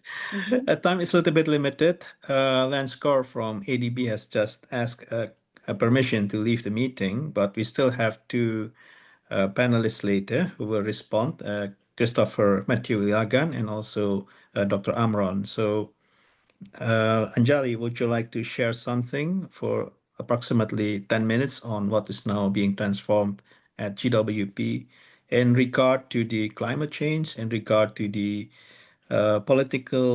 water political movement that is now changing the sector quite rapidly, the attention of a lot of governments, and also the need to adjust to what is being considered as a good need for the people in Southeast Asia. Kindly share the screen. Time is yours, Anjali. Thank you, Raymond. I will fly by. It's a pleasure to present the new GWP strategy to this esteemed group, following these very interesting presentations on the innovations, on the challenging context of water security that's being tackled across the Southeast Asia and Pacific. Okay, so a little bit of a history on the GWP. Just wanted to recall that the network was founded in 1996 and the supporting intergovernmental organization was founded in 2002 to support and to work with the network. Right now, we have a coverage of over 2,800 partners covering 13 regional water partnerships, as well as 77 accredited country water partnerships. In the past 3 decades, our results have been consolidated to these 3 headlines. We have influenced as a network over 2 billion in water-related investments, improved 200 plus governance instruments, and supported over 90 countries. Now, looking forward, what is the new GWP strategy focusing on? We look at the Sustainable Development Goals, which are which have a target to be achieved in less than 5 years, but the world needs urgent and audacious action. We have an annual investment gap, a global investment gap of $140 billion. The SDG 651 monitoring report shows that among the 4 pillars of IWRM financing is the one that the developing countries are most struggling with. And therefore, this is what the Global Transformation Agenda on Water Investments that was launched by the Global Water Partnerships and its regional water partnerships in early 2025 focuses on. And this also forms the outline of the GWP 2026 to 2030 strategy. So what is our approach to transforming climate resilient water investments at scale? We stay loyal to our vision, which is to promote a water secure world. Our General Assembly has approved the expansion of our mission, mainly to include a focus on supporting countries in the financing. This bit is new, on the financing, on the governance and management of water resources for sustainable, climate resilient, and equitable development. So the strategy goals and targets, we have 3 strategic goals. First one on financing and investments, and the corresponding targets are by 2030 to influence $15 billion in climate resilient water investments, out of which 500 million will be directly mobilized by at least 30 countries. So GWP will support 30 countries, at least 30 countries, to access 500 million, and using those 500 million will be developing climate resilient water investment plans and larger investments worth 15 billion or more. The second strategic goal and target is on water governance, improved national water governance and transboundary cooperation. We heard the case of Australia. Transboundary water cooperation could be needed within a subnational context. So we're talking about all different kinds of configurations, cross-national, within national, interprovincial, etc. Our target here is to influence over 150 billion water governance improvements and outcomes. And the third strategic goal is on knowledge, capacity, data, and digital transformation, where our target is a modest, supporting 60 countries with improved data to manage water and inform investment, and training at least 500 professionals, 50% men and 50% women. So the strategy was launched in August 2025, and we had Her Excellency Retno Marsudi, the UN Secretary General Special Envoy for Water, welcoming this strategy at the launch in Stockholm. So GWP's value is greatest at the intersection between its three strategic goals. We are all aware that the governance, finance, and capacity related to improvements of water security are interrelated.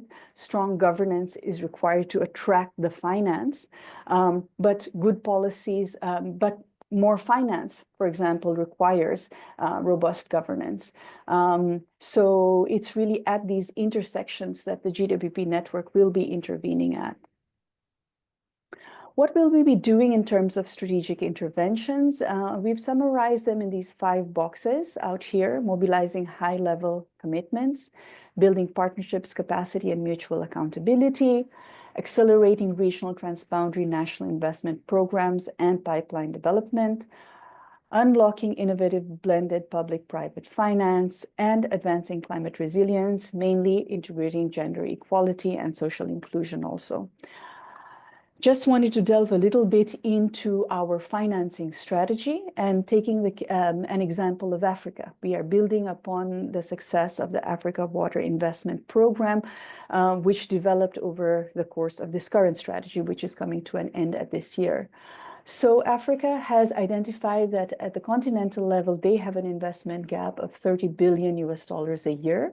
And with the support of GWP and partners, the Africa Union Commission, and its high-level panel dedicated to mobilizing water investments has summarized the different sources of financing available to the African continent in this water investment pyramid that is on the right side of this slide. So it shows that bilateral ODA, multilateral and development finance, and finance from the concessional finance from the multilateral climate funds are just at the tip of the pyramid when it comes to unlocking the 30 billion per year that is needed. The larger pockets of finance are actually in the middle of the pyramid, present in domestic resources, either in terms of national governments, national government budgets that governments are collecting in terms of pollution and mineral resource taxes, and available through institutional investors. So we would like to use the concessional finance that is at the top of the pyramid to unlock the domestic resources that are available, engaging the private sector. And at the base of the pyramid are resources that are related to increased sector efficiency within water and related sectors that we need to unlock as well. So this is what we're talking about when we're talking about the 500 million strategy target that we target to mobilize. So turning the vision into reality, we will be leveraging the Global Outlook Council on Water Investments, which is a G20 presidential legacy initiative, which was launched by the current G20 presidency on 14th of August 2025. The Council and its accompanying investment platform is meant to serve as the world's premier political and investment mechanism on water investments.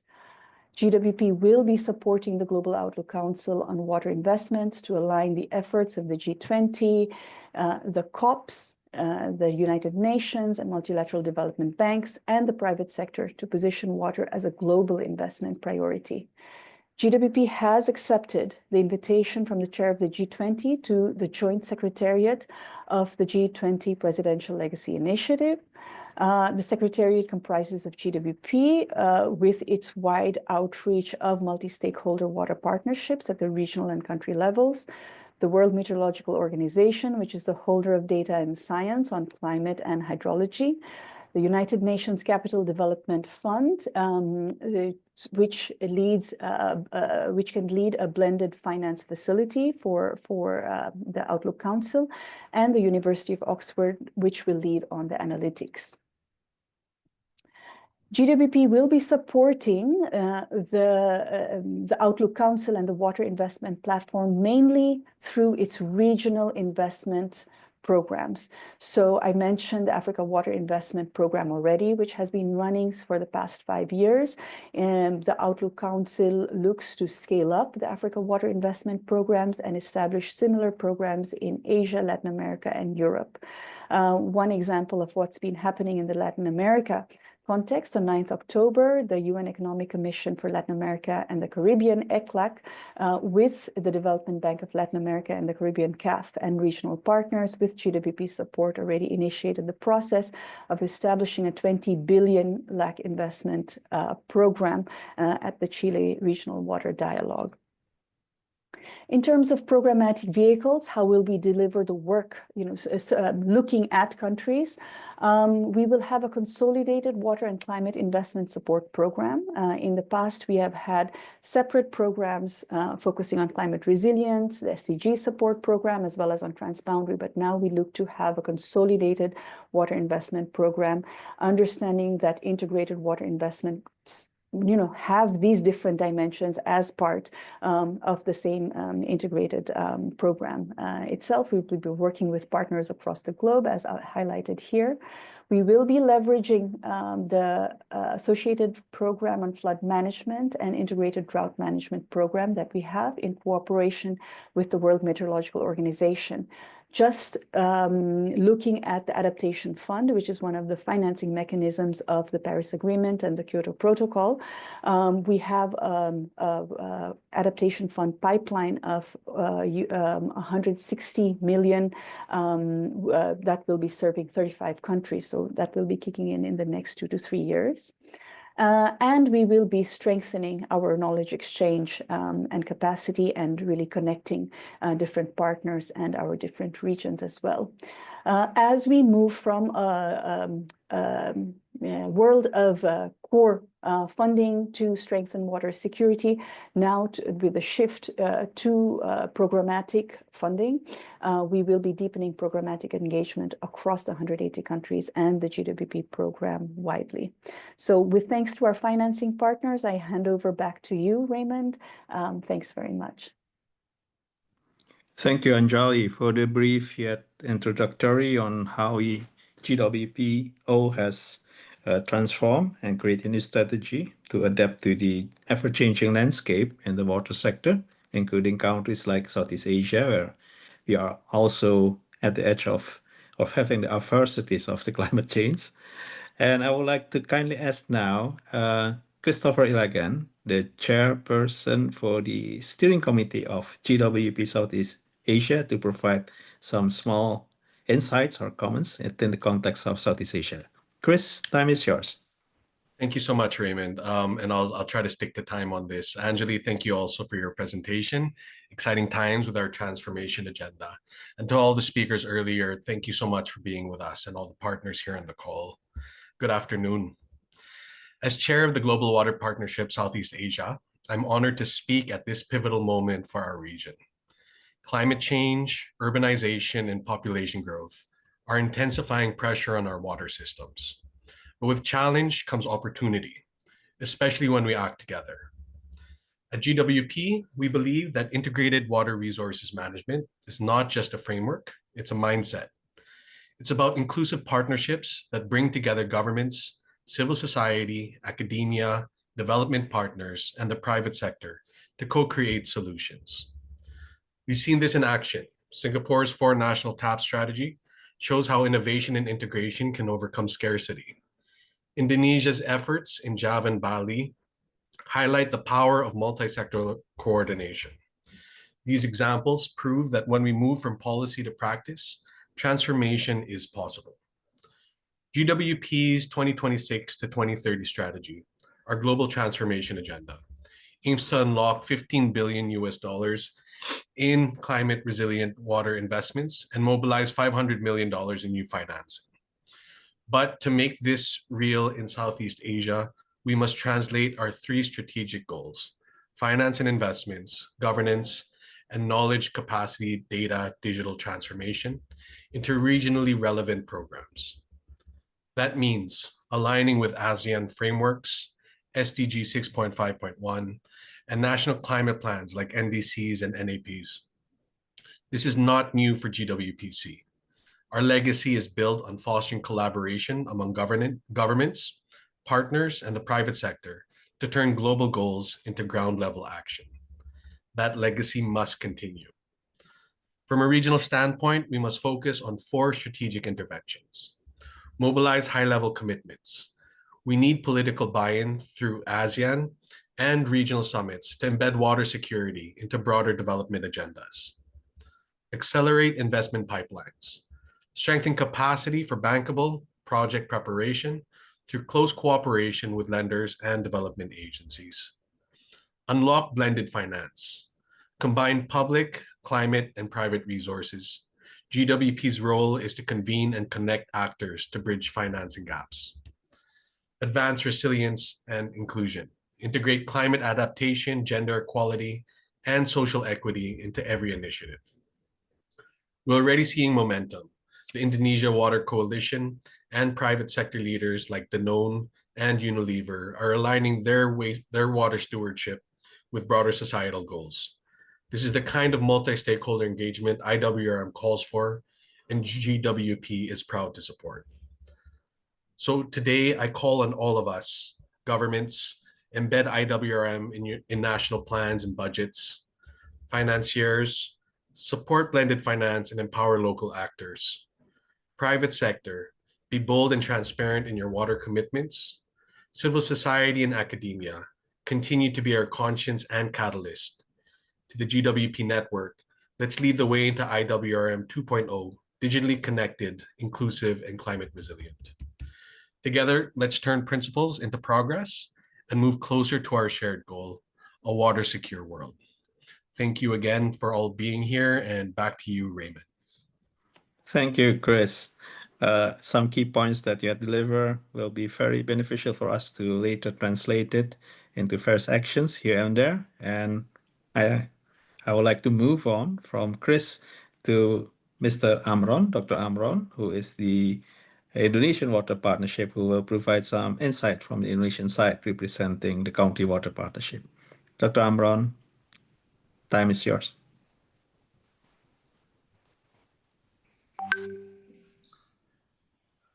Thank you.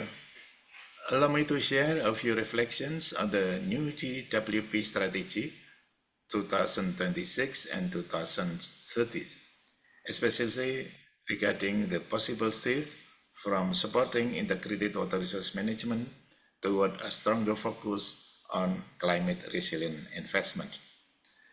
At a strategic level, this shift makes sense.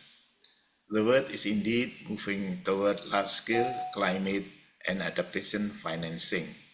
The water sector cannot be left behind. However, in the context of Southeast Asia, a shift brings both opportunity and serious challenges.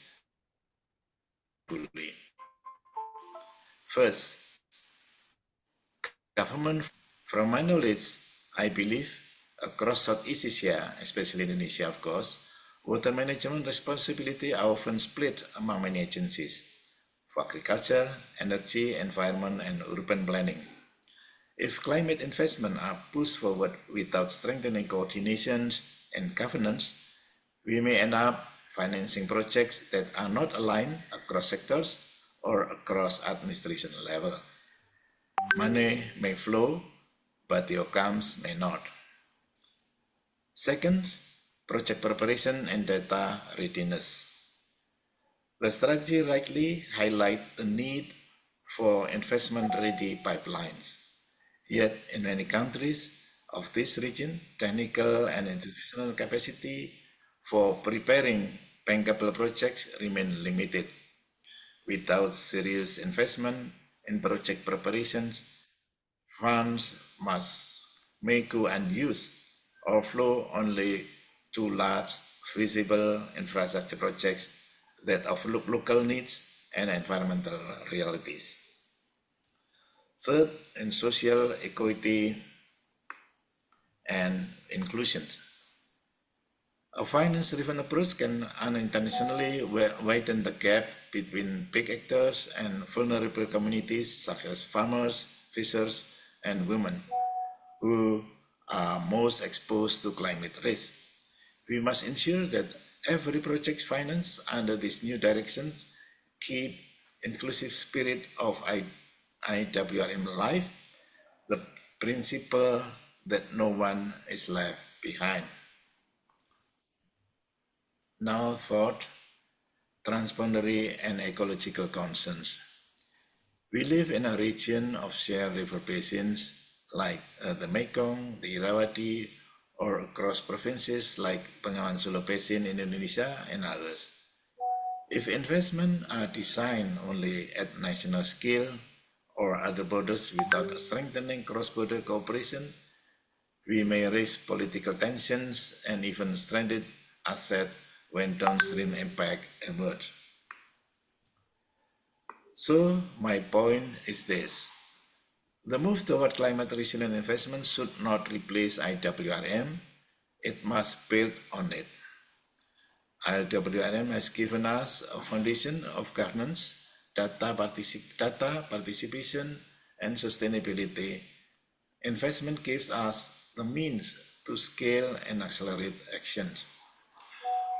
What we need is not a switch, but an integration, a practical fusion between IWRM principles and climate finance instruments. Let me close with 3 short recommendations. First, every investment should begin with a governance and coordination assessment. Secondly, establish or strengthen project preparation facilities in Southeast Asia to improve project quality and readiness. Thirdly, embed social, gender, and environmental indicators directly into every financing packages. If we do this, GWP can mobilize significant climate finance while ensuring that those investments truly enhance water security, equity, and resilience in our regions. Thank you. Thank you, Dr. Amron and Chris, for both sharing some insights on the global transformation and also the strategy that has been put forward by GWP. Indeed, that at GWP, we have noted that the framework and integrated water resources management is now coupled with the vision of a transformation agenda within the climate sector. So it's about looking for leadership, collaboration, and action. And therefore, by closing the session, before we end this webinar, I would like to address that collaboration and also supportive actions between government partners, the private sector, and regional institutions will remain important when we want to address water security in Southeast Asia, given the landscape that has been illustrated quite in detail by the speakers that's coming from Singapore and Indonesia, also learning from experiences in Australia and Finland, and also the reform that's going on in Vietnam. So therefore, allow me to close this session by formally informing the participants that GWP has launched a formal strategy on transformation for 2026-2030, which will aim to create a climate resilient investment support system by not only talking about water, but also the climate that is a part of the whole hydrosphere. Anjali, I would like to thank you for this opportunity, sharing some insights from GWPO. Thank you again to Christopher Elegant, I call him Chris, a colleague that has been supportive as a regional steering committee and also as a chair for Southeast Asia, and Dr. Amron, who is representing the Indonesian Water Partnership. Allow me now to close the session and give the opportunity and time back to our Master of Ceremony. Thank you. Thank you, Pak Raymond. So as we come to close officially for today's webinar, I'd like to express our sincere appreciation to all speakers, panelists, and participants for your time, engagement, and as well your valuable contributions. We hope today's exchange has sparked new ideas, strengthened networks, and inspired continued collaboration toward a water-secure Southeast Asia. On behalf of GWP Southeast Asia, thank you once again for joining us. We look forward to connecting with you in the future events and initiative. Have a wonderful day ahead. Bye. Bye. Thank Thank you. you, Dr. Indra Kurniawan. Thank you, Anjali. Thank you, Chris.